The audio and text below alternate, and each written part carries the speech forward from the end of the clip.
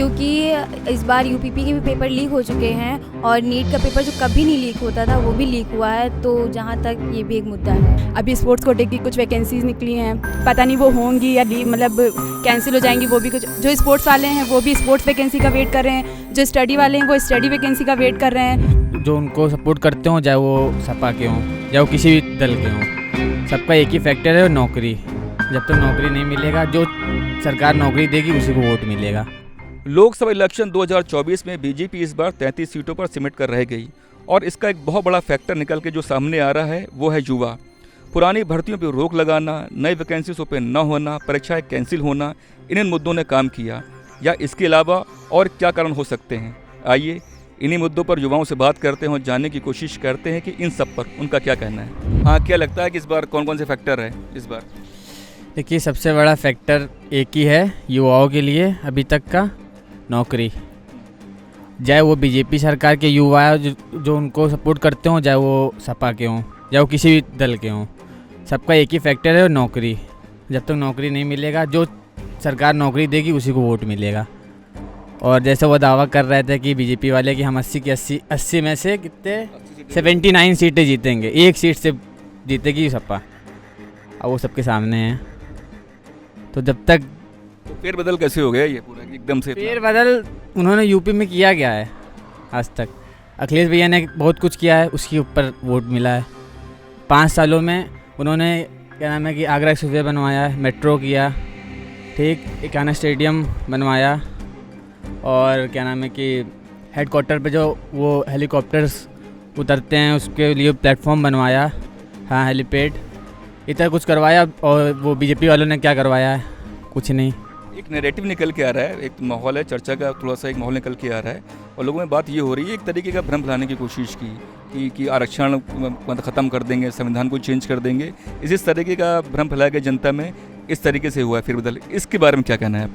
इसी पे तो जीतते हैं, इसी पे जीत है उन लोग की कि कास्ट को, जाति को इधर उधर करके। और हिंदू मुस्लिम, सबसे बड़ा फैक्टर इन लोग का हिंदू मुस्लिम है, हिंदू मुसलमान, क्योंकि वो लोग मुसलमान को देखना तक नहीं चाहते हैं और वहीं दूसरी पार्टी है सबको देखती है, तो उसी चीज़ से उनको जलन है और इसीलिए वो लोग हिंदू मुस्लिम करते हैं, ताकि जितनी भी जातियाँ हो, सब आजकल चला है सनातन धर्म, तो सब अपने आप को बहुत तो समझते हैं उस पर, तो सोचते हैं सिर्फ हम ही हिंदू हैं। जब तो और बिछड़ी जातियाँ जो वो हिंदू नहीं हैं, वो भी तो हिंदू ही हैं।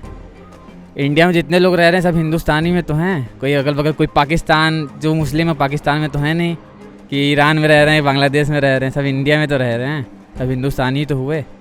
तो इस तरह की इसमें लहर चली है, क्या लगता है 27 में इस बार? 27 में तो जिस हिसाब से लहर चली उस हिसाब से तो लग रहे हैं अखिलेश भी आएंगे। बिल्कुल। ये अयोध्या से हैं, ये बताएंगे अयोध्या में क्या हुआ है क्या नहीं हुआ। इन्होंने तो डाउन टू अर्थ होकर वहाँ पे देखा है कि अयोध्या में हुआ क्या है।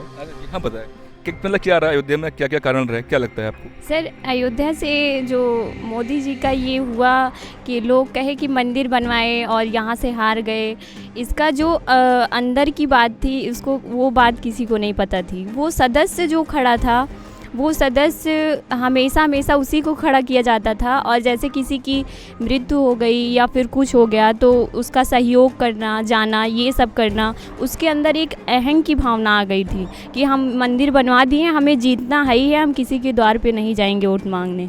वो बंदा जो खड़ा था वो किसी के घर पे वोट मांगने, मदद करने कभी नहीं गया। तो इसलिए बंदा ने मोदी को नहीं देखा, जो खड़ा था उसको देखा और उनके अहंग पे जो है कि ये ऐसे हैं, सहयोग नहीं करते। लोग उनके पास जाते थे, एक लड़की थी उसका बलात्कार हुआ था, उसको ऐसे धिक्कार के डांट के भगाए।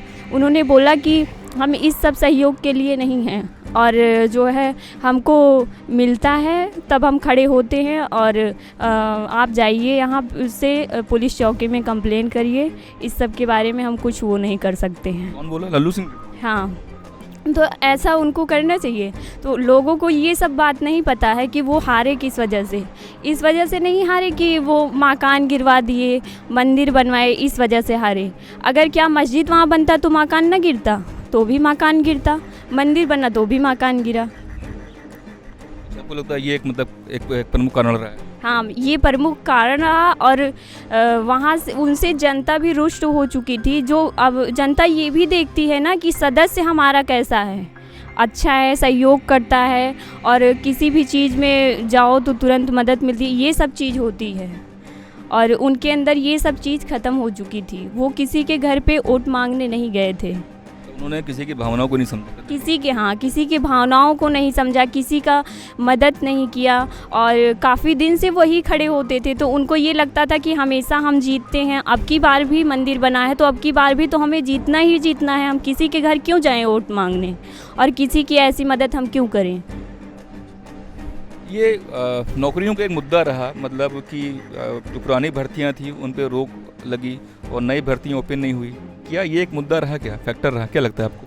हाँ, ये तो एक मुद्दा रहा ही है, क्योंकि इस बार यूपीपी के भी पेपर लीक हो चुके हैं और नीट का पेपर जो कभी नहीं लीक होता था वो भी लीक हुआ है। तो जहाँ तक ये भी एक मुद्दा है कि युवाओं के लिए नौकरी का सबसे बड़ा यही था, लेकिन अब वो भी नहीं है और नई भर्तियाँ भी नहीं निकाली गई हैं अभी तक। तो ये रीज़न है। आपको क्या लगता है जो 33 सीटों पे जो सिमट गई बीजेपी इस बार, तो आपको क्या लगता है किन किन जो फैक्टर्स ने उसमें काम किया? एक तो यूथ का हो गया, इसके अलावा क्या क्या लगता है आपको? इसके अलावा मुझे कुछ नहीं लगता कि उन्होंने कुछ किया तो एक हिसाब से पहले बहुत कुछ, फिर बीच में उन्होंने थोड़ा गड़बड़ी कर दी, जैसे ये पेपर लीक करा दिया या राम मंदिर में थोड़ा बहुत हो गया, उसकी वजह से इस बार इनको यूपी से सीट नहीं मिली। क्या लगता है आपको? सर इस बार सिर्फ वोट काम पे मिला है, राम मंदिर पे नहीं मिला है। क्या कहना है आपका इस बारे में? हाँ जी, आप बताएं। सर मेरे को, मैं दीदी ने जो बोला मुझे वो चीज़ सही लगी, लेकिन बस मोदी जी ने इस बार ये गलती की कि मोदी जी के ऊपर जहाँ उनको वोट मिलने चाहिए थे उन्होंने तो सारे काम करवाए, लेकिन वो नीचे जब सदस्यों पे आता है तो सदस्य उन्होंने चुनने में थोड़ी सी गलती कर दी, जो बहुत जगह पे था जिनको सदस्य उन लोगों के साथ नहीं मिल पाए, इसलिए वो उस जगह पे वो हार गए। बाकी सब मोदी ने तो अपने हिसाब से अच्छा ही किया, जितना उन्होंने करना था सबको दिया, और बाकी तो कैंडिडेट सिलेक्शन ठीक नहीं हुआ। हाँ, कैंडिडेट सिलेक्शन थोड़ा सा ठीक नहीं हुआ, बाकी तो जिस जगह सही होना था वहाँ हुआ, लेकिन ज़्यादातर जगह इस बार सही उन्होंने नहीं बैठा अपने, इसकी वजह से वो हार गए ज़्यादातर। और रही बात कि मोदी जी के बात हारने की और जीतने की, तो ऐसा कोई नेता नहीं जो कभी हारे ना, और हार जीत तो सबकी रहती है। अगर मोदी जी का कभी नहीं हारेंगे, ऐसा लोगों का कहना है कि कभी नहीं हार सकते, तो वो गलत है, क्योंकि अगर वो कभी नहीं हार सकते तो वो इतने वोटों से पीछे नहीं चलते जब इस बार चुनाव चल रहा था। जो भैया वाले कह रहे हैं कि वो कभी नहीं हारेगी, फर्स्ट ऑफ ऑल उन्होंने ऐसा कोई काम ही नहीं किया कि वो हारे, उन्होंने हमेशा अच्छा काम किया है। कोरोना के वक्त में, अच्छा एक बात बताइए, चलो वो पूरा अभी कोरोना छोड़ देते हैं, हम लोग पहले की बात रखते हैं कि जो आप राम मंदिर अभी कर रहे हैं, यही आपके मुलायम सिंह थे और यही आपके अखिलेश यादव थे जिन्होंने सरयू जी को लाल कर दिया था सिर्फ इसी राम मंदिर के चक्कर में। तब आपने कहाँ थे, तब आपकी कंट्रोवर्सी कहाँ थी? सेकेंड थिंग ये, अभी भी उन्होंने ये चीज़ रखा है कि कोरोना के टाइम पे पूरा देश पूरी दुनिया मर रही थी, तब वो अकेले बंदे जिन्होंने घर अपना आपको राशन पानी यहाँ तक का सब कुछ उन्होंने आपको प्रोवाइड किया। इतना किया था कि जितने लोग थे उनके पास चावल और गेहूँ इतना हो गया था कि बेचने की नौबत तक आ गई थी, इतना ज़्यादा कर दिया था। और आप क्या करेंगे, आपके मुलायम से इतना कर सकते हैं? दूसरी बात, एयरपोर्ट और जो आप बता रहे हैं वो सिर्फ और सिर्फ मोदी जी ने किया, आपका सिर्फ मुलायम जी आकर उन्होंने सिर्फ ये करवा दिया था कि मेट्रो बनवाएंगे, बनवा के नहीं रखा था उन्होंने, ये सब आके योगी जी ने ही किया था। आके जितने भी पेपर लीक्स, क्या पहले पेपर लीक्स नहीं होते थे? पहले सबसे ज़्यादा पेपर लीक्स होते थे, अब फिर स्टिल कम किया। जब से मोदी जी आए, योगी जी आए, तो उन्होंने कम से कम स्ट्रिक्ट किया। पहले हम लोग सड़कों पे चल नहीं सकती थी लड़कियां, ऐसे लड़के थे, अब हमारे अंदर ये कॉन्फिडेंस आ गया कि अगर वो बोलेंगे तो हम उनको जवाब दे सकते हैं। ये चीज़ मुझे मत सिखाइए।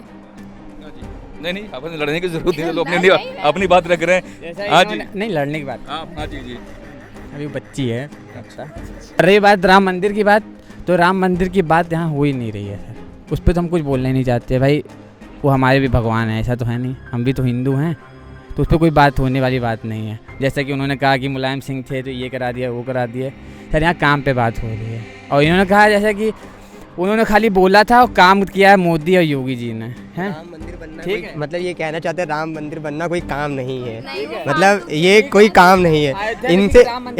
इनसे पूछे राम मंदिर के बाद ये बताइए वहाँ का इंफ्रास्ट्रक्चर कितना बदल गया है वहाँ पे। अब ये तो है नहीं राम मंदिर के लिए आप यहाँ से गए, खैर राम मंदिर, सीधा राम मंदिर पहुँच गए, जाओगे तो ट्रेन से, प्लेन से जाओगे, या तो फिर कोई कन्वेंस से जाओगे तो इन्हीं सब चीज़ों से ना, आने जाने की सुविधा, वहाँ पे रहने की, जो वहाँ पे मैं अयोध्या जब पहली बार अभी बना भी नहीं था, कुछ ना था भी नहीं, गया था 200 के रूम मिलते थे, अब वही रूम 3-4 हज़ार के मिलते हैं, आप लेने तो जाओ। इसका मतलब क्या, वहाँ के जो स्थायी लोग हैं उनको भी प्रॉफिट है, और जो वहाँ बाहरी, ऐसा तो है नहीं कोई टूरिस्ट आ रहा है अरे भैया राम मंदिर जाना है, मैं तो एकदम सोच के लिया राम मंदिर चला जाऊँगा। आएगा तो ट्रेन से ही, एरोप्लेन से आएगा, चाहे जैसे भी आएगा। तो वो एक बिजनेस का बहुत बड़ा वो भी मतलब एक पात्र है वो बिजनेस का। राम मंदिर का मतलब बन गया है तो आस्था का विषय नहीं है वो, आस्था के साथ साथ लोगों को वहाँ पे नौकरियाँ भी मिल रही हैं। दिए जो पहले 5 रुपए के मिलते थे अब 50 रुपए के मिलते हैं, जाइए आप लीजिए, ये क्या नौकरी नहीं है? अब सोचिए जो कम कमाता था वो भी वहाँ पे जॉब कर रहा है, जो ज़्यादा कमाता था अब ऑटो चलाने वाला, पहले जाओ 10 रुपये भैया, अब जाओ कम से कम 30 रुपये मांग ले। आपको जाना पड़ेगा क्योंकि आप भाई राम जी को देखने आए तो आपको जाना ही पड़ेगा। क्यों नहीं जाओगे? आप इतनी दूर से आए हो, क्या पैदल जाने के लिए आए हो? इन्होंने तो फिर से वही बात कर दी, क्या नाम है कि हमने क्या कहा कि हमने क्या वहाँ के लोगों के लिए सुविधा हुई उपलब्ध, नौकरी हुई, ऑटो चालक हुए जो जाए वहाँ पे राम मंदिर पे जो काम करते हो, दिया बेचने वाले हो या कोई चीज़ हो। तो हमने ये तो नहीं कहा कि अयोध्या में बेकार हो गया, राम मंदिर बन गया, ये हो गया। वहाँ के लोगों से ले आओ, जो विदेशी आते हैं वो किसको टैक्स देते हैं? वहाँ के लोगों को थोड़ी दे देते हैं, वो तो हमें भी दे रहे हैं, गवर्नमेंट को भी दे रहे हैं। अब एक बात बताइए, ठीक है, अब अयोध्या बात छोड़ के, ठीक है, कहीं भी आप वो करोगे, जाइए देखिए कितने बेरोजगार हैं, किसी तरीके से नौकरी मिल रही है, क्योंकि बहस से घर नहीं चलेगा लोगों का। 2014 से पहले मेरे भाई साहब पता है डीएम थे यहाँ के, तो पूरी जन मना बता यूपी पुलिस क्या लीक हो गई जिसका मतलब दोबारा पेपर नहीं होगा? इसका क्यों नहीं होगा? आरपीएफ का पेपर अभी जनवरी में आरपीएफ का पेपर होने वाला है, नहीं होगा, पेपर नहीं होगा। हम भी यही हैं, ये भी यही हैं। सरकार यहाँ प्लानिंग बना रही दोबारा पेपर करने की, ये सपा हो जाए तब बात, ये सपा के बहुत कह रहे हैं हो जाए तब बात कर। बीजेपी इस बार लोकसभा इलेक्शन में 33 सीटों में क्यों सिमट गई? हमने युवाओं से बात की और उनके कारणों को जानने की कोशिश की। आपको एपिसोड कैसा लगा हमें कमेंट बॉक्स में लिख के ज़रूर बताएं, और हाँ, चैनल को ज़्यादा से ज़्यादा शेयर करें, लाइक करें, सब्सक्राइब करें। Thank you.